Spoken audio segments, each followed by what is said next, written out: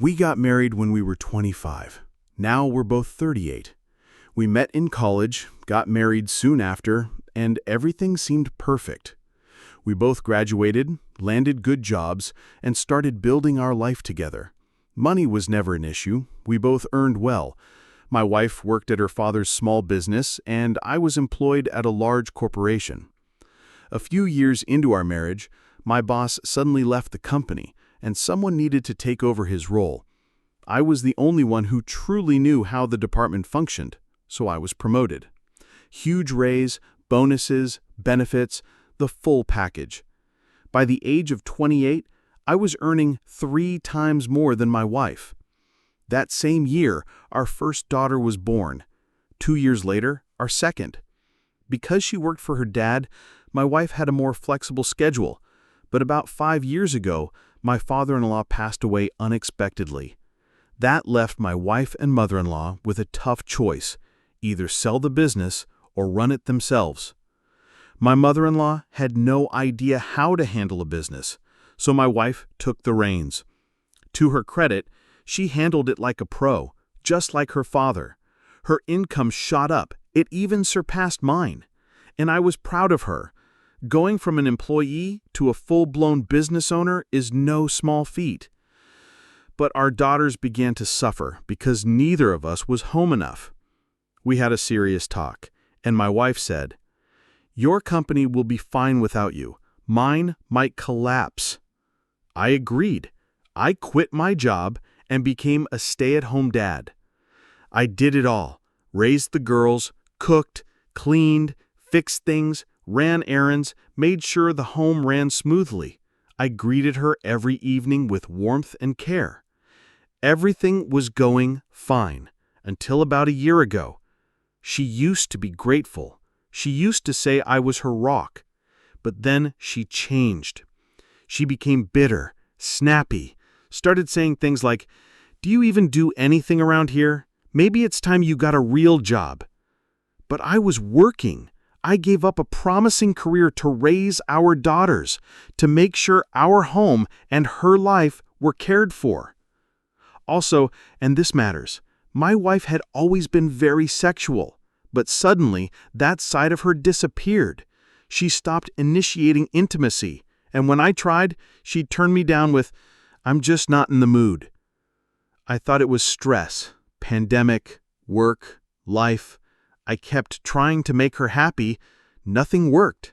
Then, last week, everything changed. Last week, our older daughter had a softball game. I got everything ready and we went together. During the game, I decided to record a video to send to my parents. They live out of state and don't get to see their granddaughters often. But I'd left my phone at home, so I asked my wife for hers. Now, let me be clear. She had not let that phone out of her hands all day. So I figured it wouldn't hurt for her to take a break from the screen for a few minutes. She handed it over and went to grab some snacks and drinks. While I was filming our daughter, a notification popped up from some app I didn't recognize. I tapped it, and what I saw absolutely crushed me. My wife was having an affair with a guy from her company, someone 8 years younger than her. They were exchanging explicit photos and videos, talking about how amazing the sex was, and then they started talking about me. He said I was a pathetic loser who couldn't hold down a real job or support his family, and she agreed with him. I was devastated, shocked, furious, numb. I heard my wife returning and quickly closed the app. I kept filming the game like nothing happened. On the ride home, I didn't say a word. She tried to make conversation, but I just wasn't in the mood. We eventually got home and went to bed. Then, out of nowhere, she tried to initiate sex. After months of rejecting me, she suddenly wanted to be close. I told her I wasn't in the mood. And she snapped, "If you're going to act like this, go sleep on the couch." So I did. I've been sleeping in the guest room ever since. I have no idea what to do next. I don't even know where to begin. This woman was everything to me. My daughters are my whole world, and now it all feels like it's falling apart. Any advice would be appreciated, because honestly, I'm barely holding it together. Oh, and I forgot to mention, I took screenshots of everything. I have the proof. Update 1. First off, thank you to everyone who offered advice. Here's where things stand now. Yes, I have all the evidence, the messages, photos, videos, everything. No, I don't own any part of my wife's company. It's split 50-50 between her and her mother. And no, I still can't bring myself to sleep in our marital bed. Every night since, I've been in the guest room, and that's where I'm staying. Now to the big part. I've decided to file for divorce. This morning, I contacted a law firm in another city. I didn't want to risk any leaks or gossip. By some miracle, someone had canceled their appointment and I got to see a lawyer right after dropping the girls off at school. He was sharp. I showed him the proof and he said, "You're in a very strong legal position. With this kind of evidence, she could walk away with nothing."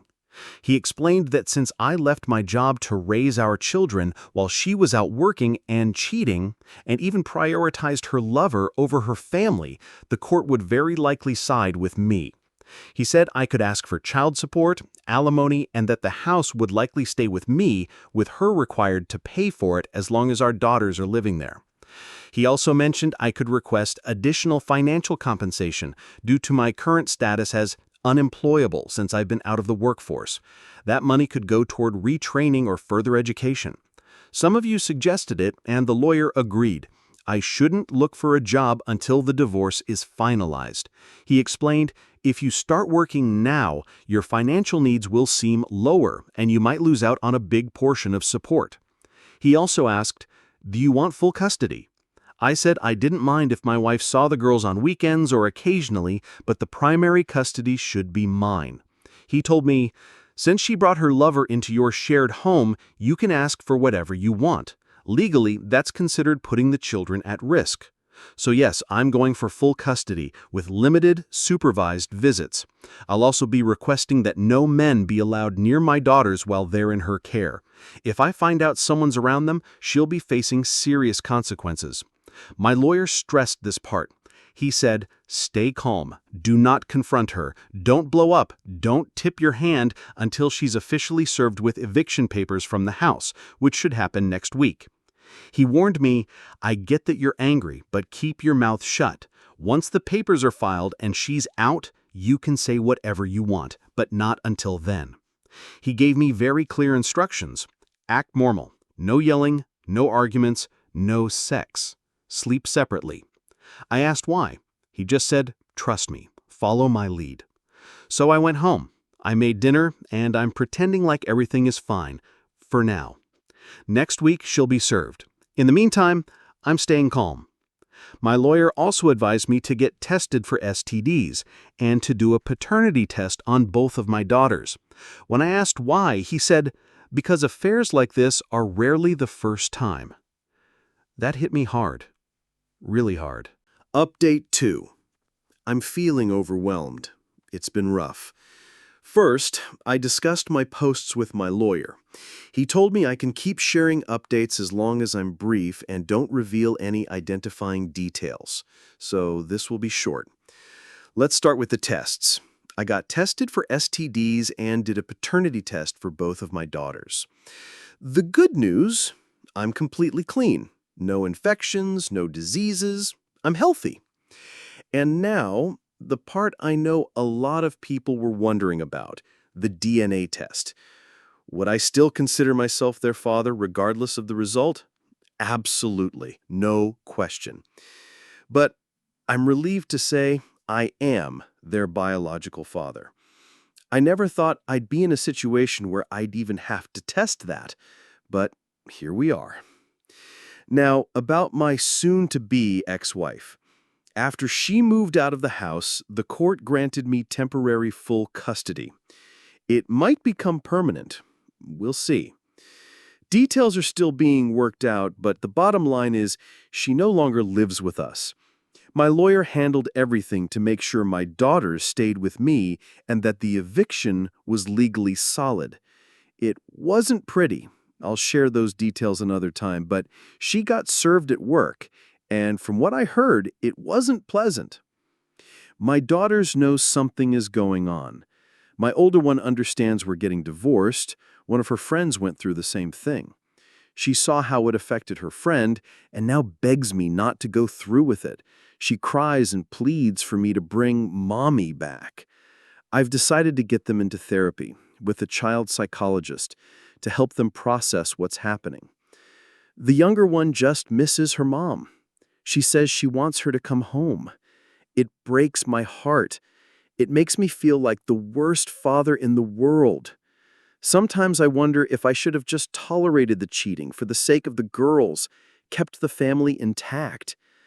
But I can't. There are moments when I think maybe I should suggest an open relationship, just until the girls grow up. But I know it wouldn't work. They'd sense that something is wrong, that mom and dad don't love each other anymore. And that would be even worse. As for my ex, she's staying with her mother-in-law. My mother-in-law called and asked to meet. I agreed. She didn't ask many questions, just said we'd talk more later. But she did beg me not to cut her off from her granddaughters.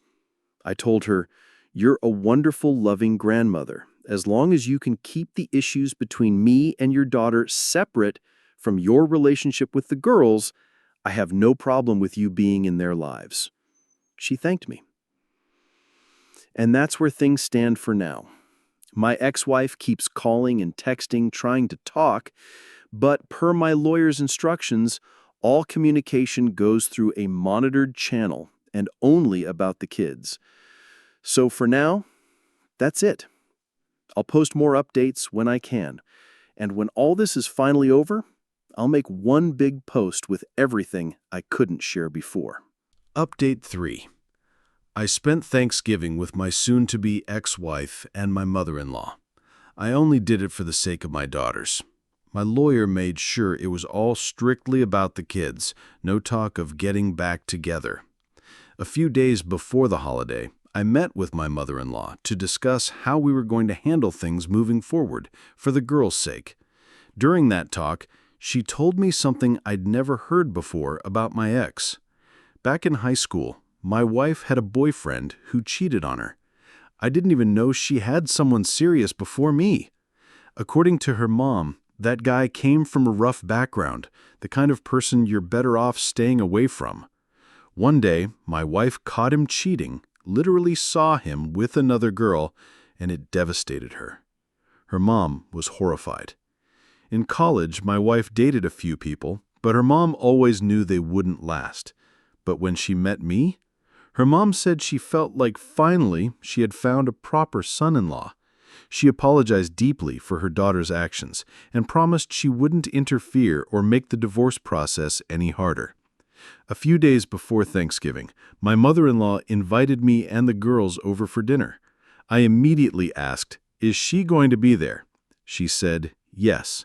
I replied, "Then I can't come." She understood, but pleaded, "Just this once. For the girls, spend the holiday like a family. Ask your lawyer. If he says no, I won't insist." So I asked my lawyer. He said, "Let your wife know ahead of time. Make it clear it's only for the kids. That way there's no misunderstanding." So I did. My ex had already been begging me to let her see the girls. They really miss their mom. I swallowed my pride for them. And I went. It was incredibly awkward. She hugged the girls, then tried to hug me. I dodged her and hugged my mother-in-law instead. The whole evening, my ex kept acting like we were still a happy family. She tried making small talk. I only answered yes or no. I helped with cooking and cleaning, but avoided her otherwise. Before dinner, my mother-in-law, who's religious, asked to say a prayer. I'm an atheist, but out of respect, I agreed. My ex sat next to me and held our daughter's hand. Then she reached for mine. I pulled away. Yes, maybe that was harsh, but I don't want her touching me. At dinner, She started talking about Christmas plans and family trips as if we were still together. That's when I realized agreeing to this dinner had been a mistake. Afterward, I helped the girls wash up, clean the kitchen, did the dishes, and got ready to leave. The girls wanted to watch a movie with their mom, one we always watched together. I said it was okay. My ex tried to sit next to me on the couch and cuddle. I moved to an armchair. My mother-in-law just stared at her the entire time with obvious frustration. The girls eventually fell asleep. I carried them to the car, came back for my stuff, and that's when it happened. My ex grabbed my hand in tears. She begged me to give her another chance. She said she wanted to save the family, that she was sorry. Before I could say anything, her mother yanked her by the hair, no joke. Then she turned to me calmly and said, "Good night," and immediately started yelling at her daughter. I told my lawyer everything afterward. He confirmed that I had made no move toward reconciliation. My ex has been texting and calling ever since, still begging me to try again. But I ignore her. I only respond when it's about the girls. Christmas is coming, and I'm not sure whether I'll go to her mother's house again. I'll ask my lawyer before making that decision. Update 4. This one will be short, but it's been one of the hardest parts so far. The situation with my daughters has taken a turn for the worse. This week, they had 2 sessions with a child psychologist. The first one went well. They came out calmer than usual. After talking with the therapist, I truly felt like she understood my girls and was helping them. But the second session was a nightmare. The psychologist explained to them, in age-appropriate language, that the reason their mom and I are divorcing is because their mother cheated on me and betrayed me. I knew this day would come. Eventually, they'd have to know. But I didn't think it would happen this soon. And not like this. When I came to pick them up, they ran to me crying. They hugged me and clung to me, telling me over and over again how much they love me. It broke me. I asked the therapist, "Why did you tell them?" She said, "They already knew something was wrong. They see how cold you are toward their mother. They hear your tone. They sense the tension. They needed to know why. Otherwise, they'd create their own explanations." I told her I was trying to avoid this topic, but she responded, "They won't be able to make progress in therapy unless they know the truth." I won't go into the exact words she used with them, but now they know. They know their mother was unfaithful. I think my older daughter might be able to handle it in time, but the younger one, I'm not so sure. That night when we got home, they didn't leave my side. They cried for hours. I ordered them food, played their favorite movies, and we all lay in bed together. When they finally fell asleep, I went to the bathroom and broke down. My soon-to-be ex-wife has no idea how much pain she's caused our kids. I don't know how to handle this. The psychologist suggested we consider short-term medication to help the girls cope with the emotional stress. I said no. She understood and said it was only an option, not a requirement. She can't prescribe it anyway, but she said a pediatrician likely would. But I'm not putting my kids on pills. I'd rather they work through this the natural way, even if it's harder. As for Christmas, that won't be an issue. My daughters now hate their mother. Apparently, my older daughter told the therapist that she never wants to see her mom again. And the younger one, as always, follows her sister's lead.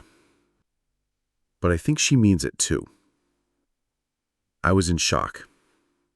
I told my older daughter, "You don't hate her. You're angry, but you don't hate her. She still loves you and cares about you." She looked me in the eye and said, "No, she doesn't." Then she started crying again and fell asleep in my arms. The little one did the same shortly after. Update 5. The girls are doing a bit better. They're still seeing the same child psychologist, and it seems to be helping. They've told me they don't hate their mom anymore. But they also made it very clear that they don't want to see her, not for a long time. Those were their words, not mine. We'll see how things go. Now, as for my ex, she found out that the girls know the truth. She's been trying to call them. They answered once. Since then, she's been a bit more respectful of our boundaries. I think it's finally sinking in. She really screwed everything up. Now, about her lover. I already knew he was a piece of garbage. But after what happened recently, I'm speechless. Someone had asked me whether he was married. At the time, I didn't know. But it made me curious. So I dug around in my wife's company records and found a list of employee emergency contacts. I called his number. A woman answered. His wife. Her name is Emily. And yes, he's married. And they have a young child. I told her everything. At first, she didn't believe me. She hung up. But she called back later asking to meet. We met in person. I showed her the proof, all of it. She asked to sit in my car. As soon as I shut the door, she broke down crying. She kept repeating, "How could he do this to me? What did I do wrong?" I told her, "You didn't do anything. None of this is your fault." Then I gave her my lawyer's contact info. She asked, "How long has this been going on?" I answered, "A year, maybe longer." That's when her entire expression changed. Grief turned into fury. She ripped off her wig. That's when I realized it was a wig. She looked at me and said, "I just beat cancer." After their baby was born, she started having health issues. They discovered a tumor. Over the past year, she'd gone through 2 surgeries, chemo, medications, everything. She looked great. I never would have guessed. But she told me that during her pregnancy, she felt awful, and the cancer made everything worse. She was bald, bloated from the drugs, barely recognized herself. But she tried so hard. She thought now that she was getting better, she could finally be her wife again. She had even planned a surprise for him. But turns out her loving husband had already found somewhere else to spend his energy. She broke down again, crying about how now their child would grow up in a broken home. I tried to comfort her, and then she tried to kiss me. She tried to start something between us. I stopped her immediately and said, "No.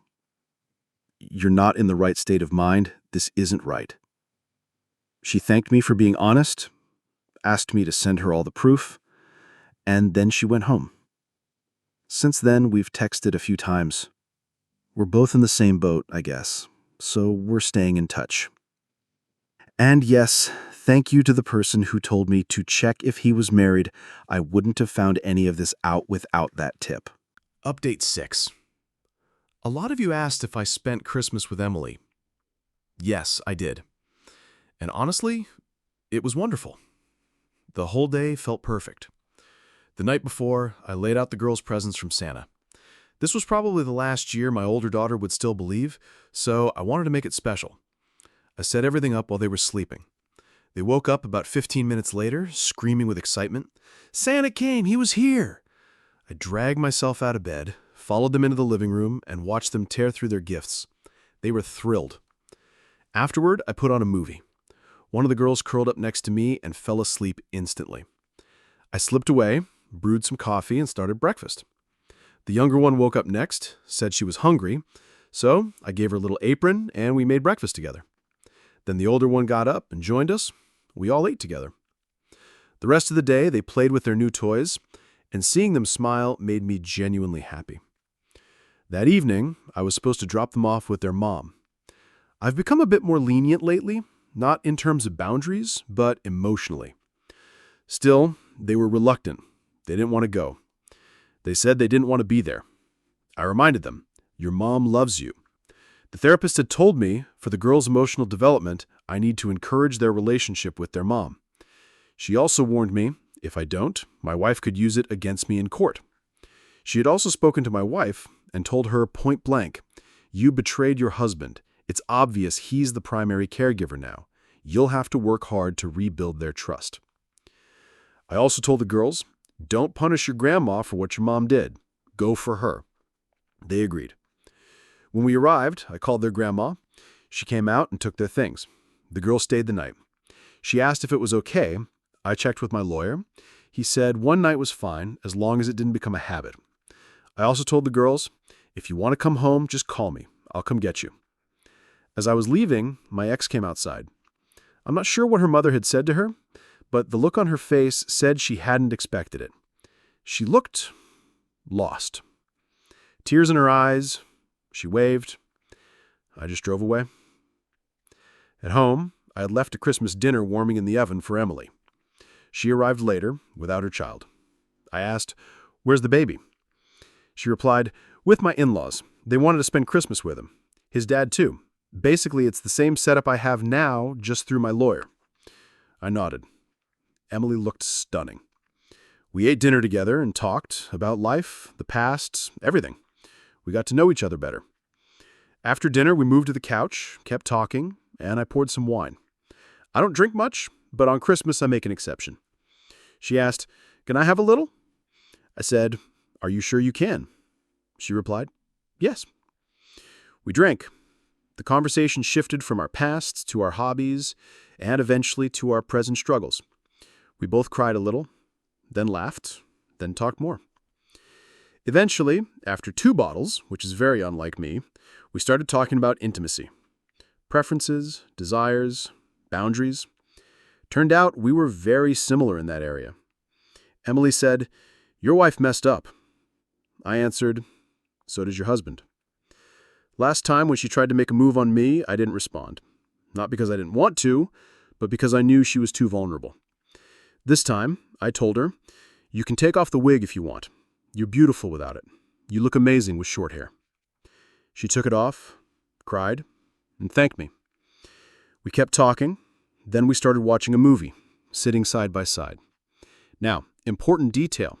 My ex-wife loved it when I massaged her chest while cuddling. It helped her relax. I did it so often it became automatic. I didn't even realize I was doing it to Emily. She said, "That feels nice." I instantly froze, pulled my hand away, and said, "I'm sorry, I didn't realize I was doing that." She smiled. "It's okay. You can keep going. It's relaxing." So I did, and things escalated. The next morning, we had breakfast and took a shower together. I asked, "Did you plan this?" She laughed and said, "No, but every woman keeps a spare change of clothes, just in case." As she was leaving, she asked, "Did you feel something last night?" I told her the truth. Yes, I did. But I think we should take things slow. Make sure our feelings are real, not just a reaction to everything we've been through. She agreed. She kissed me on the cheek, thanked me for a beautiful night, and said, "I'll text you later." Then I went to pick up my daughters. They'd had a good time. They said their mom behaved appropriately, for the most part. So, now I'm finishing up dinner, and we're about to spend the evening together. Thank you all. Writing these updates has become a form of therapy for me. Update 7. It's been a busy stretch, so I'll keep this update short. Also, I don't blame anyone who thinks this story is fake. The internet is full of liars, trolls, and drama addicts. But everything I've written is true. This is my real life, for better or worse. The girls are doing much better. Thanks to therapy and a lot of love, they're slowly recovering. Of course, we still have tough moments, but things are improving. As for me and Emily, we still talk almost every day, but we haven't been intimate again since Christmas. Neither of us regrets what happened, but we both agree it probably wasn't the best timing. Now, about my soon-to-be ex-wife. For a few weeks after Christmas, she was still trying to get me to talk to her, but now that's mostly stopped. As my lawyer said, she's finally realizing that I've made up my mind. There's no turning back, no second chances. I know she'll try to bring up reconciliation during our legal meetings, but it won't work. She still sends the occasional message or voicemail trying to convince me we can fix this. I ignore them. And now the most unexpected part. Her lover was arrested. I can't go into too many details yet, but here's what I know. He showed up at her workplace and started yelling at her. They got into a verbal fight. She threatened to call the police. He hit her. Her coworkers jumped in and tackled him. The police arrived and took him into custody. She filed a report. I'm guessing he'll try to sue her back, maybe accuse her of harassment or improper workplace behavior due to their affair. But I don't have more info right now. My mother-in-law told me what happened. She said, "If you want to visit her, you can." Apparently, he gave her a black eye and busted her lip. My mother-in-law just shrugged and said, "Karma." So, I haven't seen my ex-wife since. Neither have the girls. Unless something major happens, you probably won't hear much more from me until our first official court meeting. And sadly, that's where the updates end. The original poster never followed up after this one. If you're wondering what happened next, so are we. Personally, I think things settled down. If something major had gone wrong, he likely would have come back to ask for advice or support. But sometimes when life gets back to normal, you just stop sharing. You move on.